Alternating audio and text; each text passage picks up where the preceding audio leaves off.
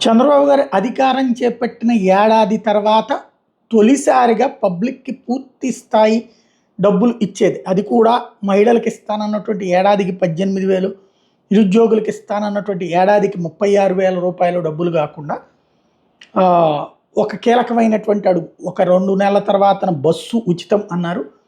At the same time gas బండ్ ఇస్తానన్నటువంటి ఏదైతే దీపం 2 పథకం అని చెప్పారో దాని కిందన ఏడాదికి 3 గ్యాస్ సిలిండర్లు అది పథకం ఫెయిల్ అవుతున్నటువంటి దశలో దానికి పబ్లిక్‌లో అసంతృప్తి పెరుగుతున్నటువంటి దశలో 3 సిలిండర్ల డబ్బులు ఒకేసారి ఇవ్వాలని నిర్ణయించారు.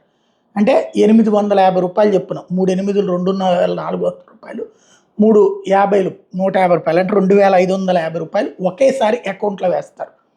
అందరూ ఎవరైతే దీపం లబ్ధిదారులు ఉంటారో వాళ్ళకి. ఆ డబ్బుల వరకు తీసేసుకుంటే రూ. 2,550తో వాళ్ళు ఏడాదిలో 3 సిలిండర్లు తీసుకోవడం అన్నటువంటి కాన్సెప్ట్. ఇది తాజాగా తీసుకున్నటువంటి మంచి నిర్ణయమే.